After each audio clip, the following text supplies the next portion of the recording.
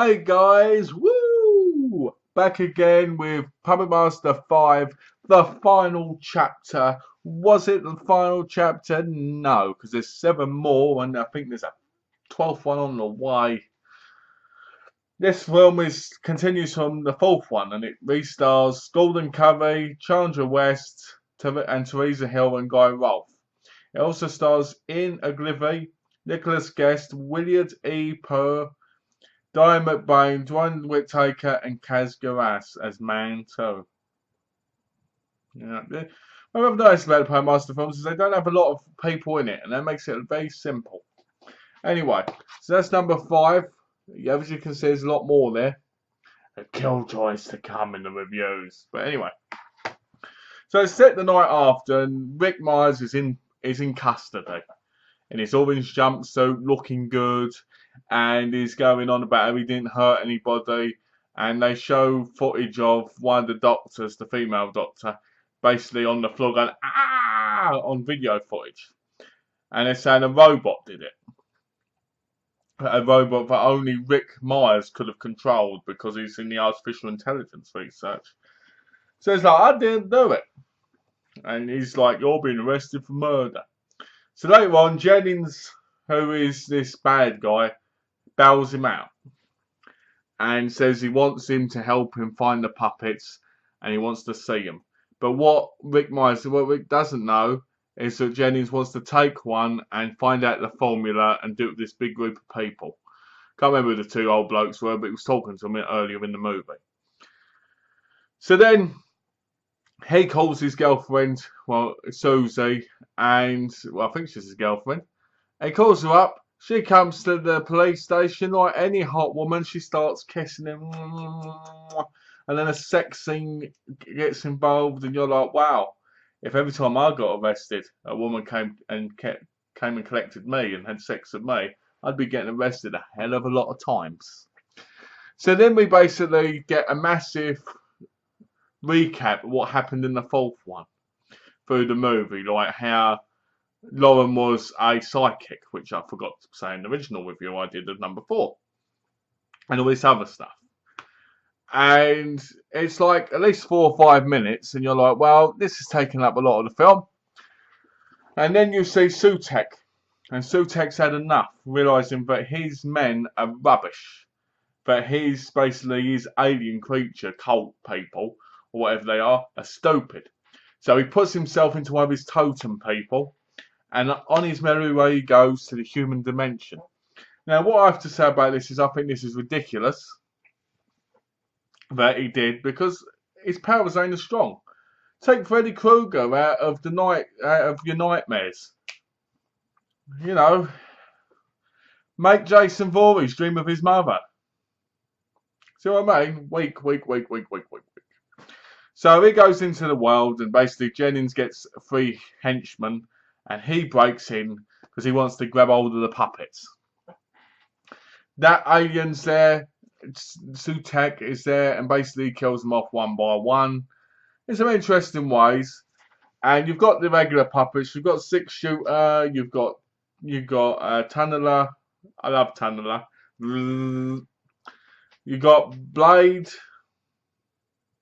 You got Decapitron, who's basically Talon.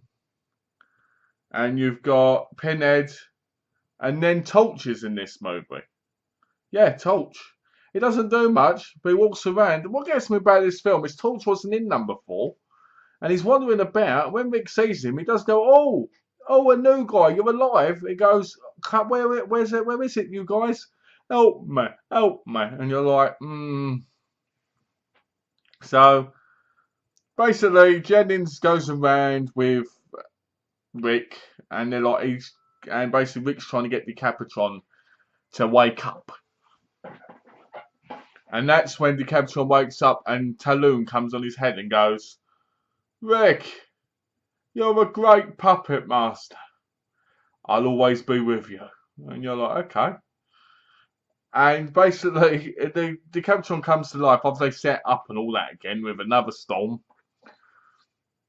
And they go around and basically Sutek fights Blade and Pinhead and all this. And it's a bit silly. And Jennings basically gets in the lift and basically attacks Rick and Susie. And then when it comes to it, the puppets confront him. And he goes, ah, no, don't. And Tolch blames him, basically. You don't see it, it's implied. It's implied by when he does that. You know. And basically, then Sutek wants to go back to his dimension because he wants to be strong again. And he's like, the puppets are going like this, carry style. And the portal's open, this green portal. And Decapitron, aka Talon's, talking to him, going, Sutek, you are stupid. Your powers are weaker here. You will not get back. But in that Talon voice. And then basically, Talon blows the place up. Basically, big flashlight. Blade's on the floor with his hat gone and his hair practically burnt. Decapitron's like this on the floor. And Sutek is on the floor. And Rick steps on him and goes, oh, sorry about that. You know, and basically says how he won't be back. And basically, the whole the movie's fun, but it feels like a retelling of the fourth one again, but with more action and some different characters. It's directed by the same person, who is Jeff Burr. And to be honest with you, the best part of the movie for me was the very ending, where Susie says to Pinhead on the table, no peeking when I'm in the shower. That was the best part for me. I felt like going, highlight of the video. I should do that. But it was good. The guy who played Jennings in Ogilvy, he was pretty good. He was good because you believed he was kind of a backstabber. Believed he wanted to get what he wanted, but at the same time, he would do anything to get. Basically, he got screwed in the end because he got, you know. Guy Rolfe reprised these role as Talon, and you know, it just pops on the head. Like right at the end as well, after that, Talon comes back and goes, young Rick, my spirit will always be with you. You are a good puppet master.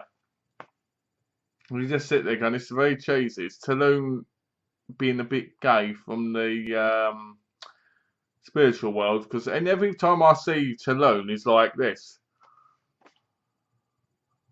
It's like, Rick, I really like you, Rick, because you're a good puppet master, and you have to be a good puppet master. You can play my puppet any day. You know, that's what it feels like. You're just like, is he really talking about puppets? So basically, Lauren from the first movie, I keep saying first movie, from the fourth movie, is in a coma. She wakes up screaming every now and again, but once Sutek's dead, wah, she wakes up and she's fine again. So that was good to see. I'm glad Lauren got a happy ending. Susie and Rick got a happy ending when they were together, and it was nice to see. The deaths weren't that spectacular, if you ask me. They were quite boring. You know, I kind of felt like I was watching an episode of Goosebumps or something with this one, but just a little, maybe Tales of the Crypt, because it just wasn't. It just didn't have the same vibe as the other four for me, to be honest. It got a little bit cut down. It could be because it continues from number 4. And number 4, I quite like number 4. I found it to be quite interesting and exciting to have a completely different puppet master. From what I've heard, Decapitron and Torch don't appear in any more movies after this one, which is actually quite sad, because I like Decapitron, because I like seeing Talon keep coming back going, you're a good young puppet master. Ooh, I like that. And Torch was one of my favourites. After he torched that kid in number 2, he was my favourite. But nope, he's gone. From what I heard. So it's quite depressing. And from what I heard, this is the last time they're at the hotel, the Badija Inn Hotel. And I'm kind of glad about that, because it does feel quite repetitive after a while. People going in the hotel, getting killed, bad guys, good guys. But the one change from the change. I don't know why my screen keeps going off, but anyway, one of the big things I liked about 4 and 5 was that the puppets were actually good guys. I liked how they basically were stopping the bad guys in the 4th one, and then I liked in the 5th one how they just kind of protected Susie and Rick. But to be honest, other than that, there's nothing much going on in this thing. I didn't really like the whole puppet cult army alien thing. It was silly to me. You know, I'm glad they got rid of the big rubber one, and made him into a totem one, because it works better than the 4th one. It was all rubbery, complaining. But it kind of felt like there was just him going against them. Like, there's a bit where he jumps up and he goes through the ceiling, and you're like, okay. And he goes through doors, okay. But I didn't find it exciting like I did the others. I found the other 4 a lot more interesting, so that could just be me, you know. But I just didn't find it as interesting as the other 4. But I did like the story overall. I guess if you just counted 4 and 5 as 2 parts to one movie, it works out better and it does all right. But in a whole, it doesn't compare to the first 3 or number 4 in my view. Like, I like Decapitron, but the fact he's only in those 2, kind of silly, isn't it? And I like Torch, and he's not going to be in them. There's no real consistency in my view. Like, I want to, like, I don't know. It bedazzles me, you know, because I really like the films. I like the first 5 films I've watched so far. I do.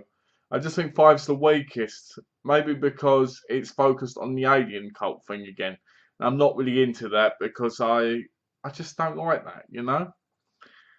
So maybe it's just my thing, because I can't get on with the alien bandwagon thing. I don't know. But anyway, final thoughts. Number 5 is pretty solid. It's a lot of fun. And if you like alien puppets, or you like the whole Alien versus the Puppet Master puppets, it's a good film for you. I mean, I liked it, and I thought it was alright. It just wasn't as good as I thought it could have been. And it wasn't really something that I'd probably watch again, because, I don't know, I just don't like the alien storyline, I guess. Maybe that's just it. But, and a little bit silly. But anyway. So yeah, I'll give it a 2.5, because it's not as good as number 4. But a lot of people say number 5 is a better one. But to me, number 4 is.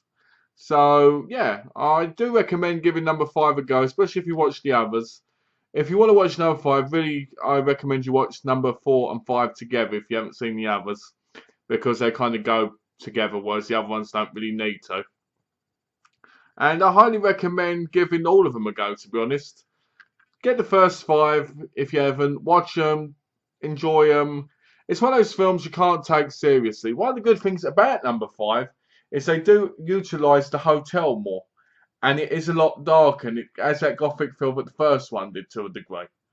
That's one of the good things about number 5. So yeah, I recommend giving it a go. It's a 2.5 from me out of 5. It's still good, just not as good as number 4 or the other 3. So I hope you enjoyed this review, guys. As always, let me know what you thought of the Puppet Master films. And if you haven't subscribed, please subscribe. Take care, guys, and have a lovely day.